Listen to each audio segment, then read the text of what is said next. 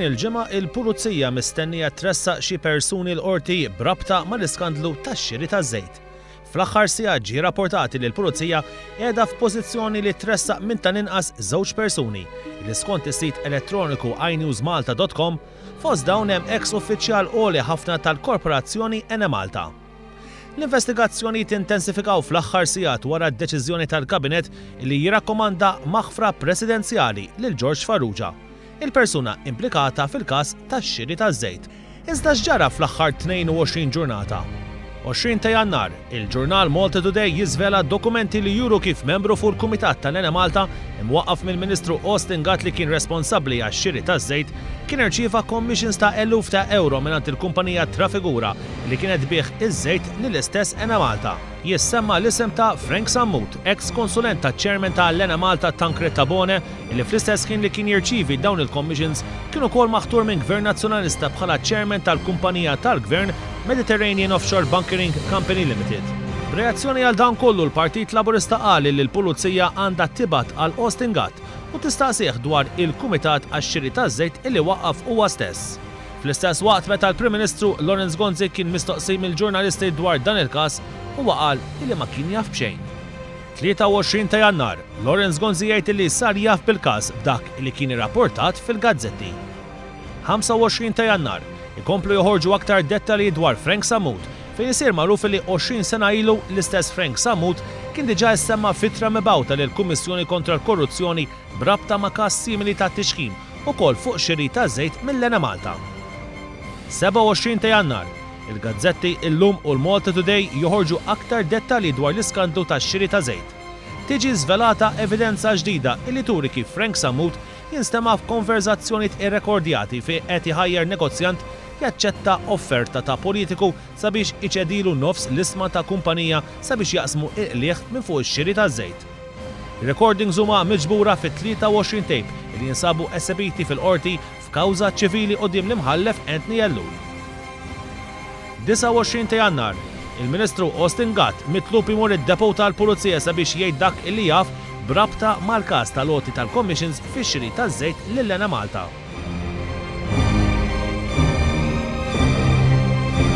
31 ta' Jannar, il-każ ikompli jieħu żvolta ġdida meta l-ġurnal The Times irrapporta illi l-Pulizija għandha biżżejjed evidenza f'idejha sabiex tibda tressaq lin-nies quddiem il-qorti.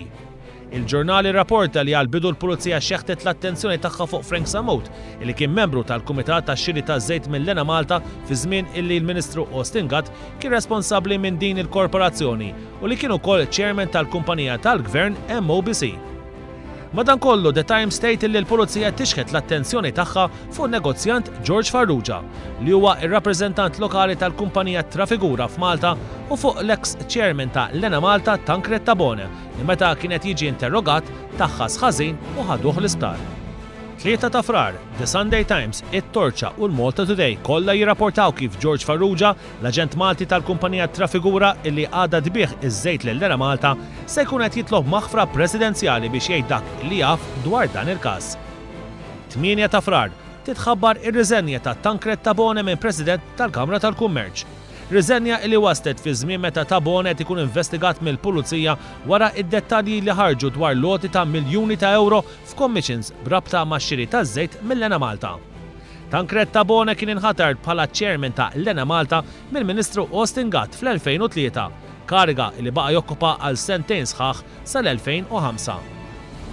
8 ta' Frar, fl-laqgħa tal-Kabinet tard filgħaxija li damet madwar siegħa u nofs, ġie deċiżi li l-Kabinet jirrakkomanda lill-President ta' Malta li tingħata proklama lill-aġent tat-Trafigura f'pajjiżna George Farrugia brabta mal-investigazzjoni li qed issir mill-Pulizija dwar ix-xiri ta' żejt. Dan biex fi kliem il-Prim Ministru George Farrugia jixed fl-investigazzjoni li għaddejja bħalissa. 10 ta' Frar joħorġu dettalji ġodda.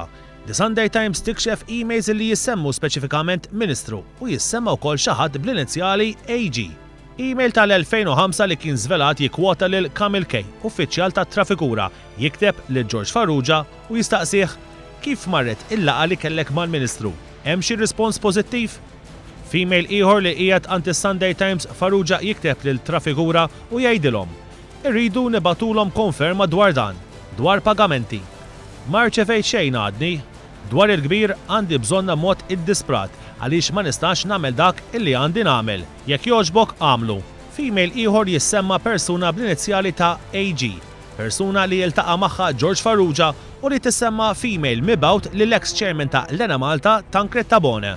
Għal-iktar minn darba Austin ċaħat li seta' kellu xi involviment brabta ma' dan il-każ u sostna li qatt ma kellem lil George Farrugia dwar dan is-suġġett, anka jekk ġieli iltaqa' miegħu.